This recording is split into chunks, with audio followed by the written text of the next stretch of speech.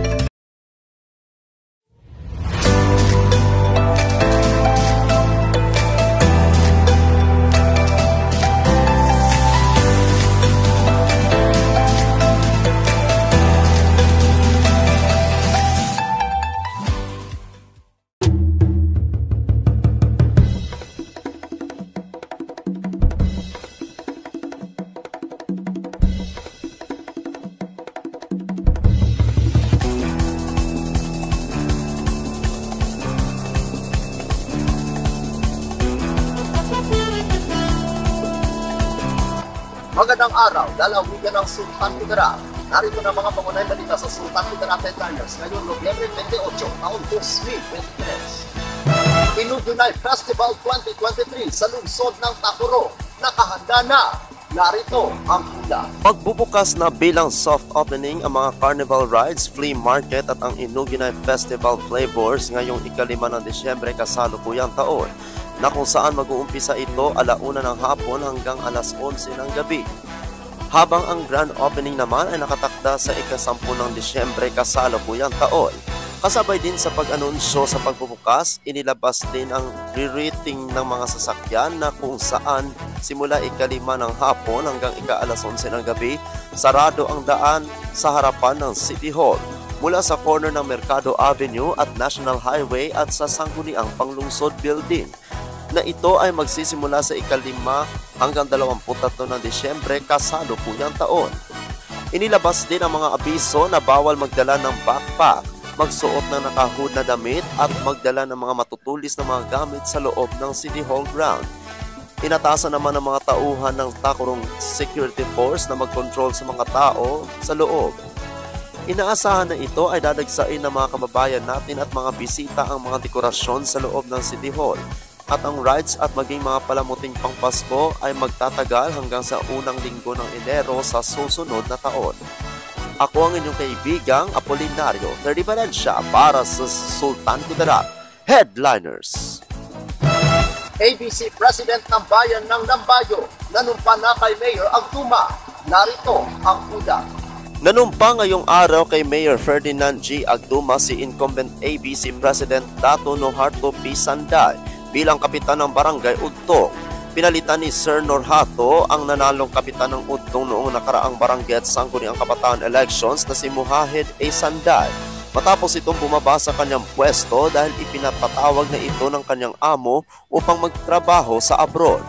Binati ni Mayor Agduma si Honorable Norhato P. Sanday sa muli nitong pagkakaluklok sa kanyang tungkulin bilang punong barangay ng Udtong at hinikayat itong tulungan siya sa kanyang pangarap na maiangat ang bayan ng Lambayong sa pamamagitan ng pagpapanatili ng kapayapaan at kaayusan sa bayan.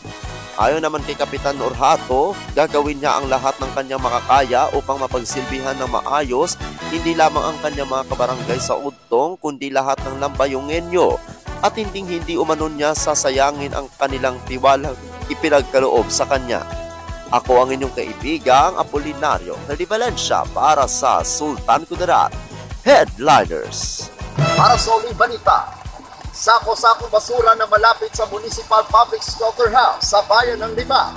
Mga talipapa vendor, itinanggi ito ay mula sa kanila. narito ang hula. Agad itinanggi ng mga talipapa vendors na hindi sa kanila ang sako-sakong basura ang itinapon sa bakanting lote malapit sa Municipal Public Slaughterhouse sa Sitio Kumalawi, Barangay Puricay, Bayan ng Libak. Sa ibinigay na pahayag ni Barangay Chairman Larry Castro Mayor, kadalasan gabi ito ginawa dahil bukod sa malapit ito sa Farm to Market Road, ito lang kasi ang bakanting lote na kung saan malaya itong itinatapon sa masukal na damuhan. Agad naman nagsagawa ng investigasyon ng Barangay Sanitary Inspector para tignan ang laman ng sako-sakong basura. Ayon pa kay Castro Mayor, posible itong nagmula sa kabahayan na malapit lamang sa pinagtapunan ng basura. Dahil halos sa mga kabahayan dyan ay walang bakanting lote na paglibingan ng basura. Ngunit hindi rin maiaalis ni Castro Mayor na pwedeng may ilang individual na nasa likod nito at tamad lang isi-segregate ang nabubulok sa hindi nabubulok. Ayon naman kay Mary Ann Necesito, imposible naman na sa kanila galing ang sako-sakong basura dahil tanging isda, karne, gulay lang ang kanilang binibenta sa katabing stall ng talipapa kung kaya't malabo na sa kanila ito. Iginiit pa ni Necesito, kada linggo naman kinukolekta ng Menro kaya wala nang dahilan para magtapon pa sila ng basura. Samantala, mag-iimbestiga pa ang BLGU Puricay sa paulit-ulit na lang na reklamo na kanilang natatanggap. Bagay na dapat aksyonan na ito dahil maaaring may masamang epekto sa tao, hayop at kalikasan. Oras na hindi tama ang pagtapon ng basura. Wika pa ni Castro Mayor. Ako ang inyong kaibigang Apolinario Terry Valencia para sa Sultan Kudarat Headliners.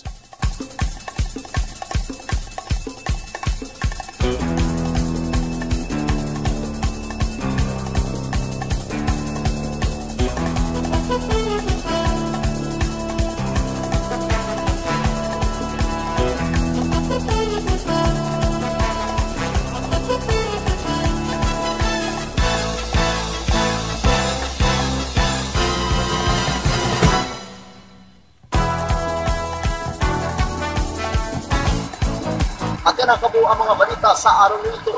Mga balitang kailangan ninyo malaman, balitang walang pinakapihan, mga balitang totoo, mga balitang may dalang aral at inspirasyon. Ito ang Sultan Kudarat Headliners. Hanggang bukas, maraming salamat at magandang araw, kaibigan.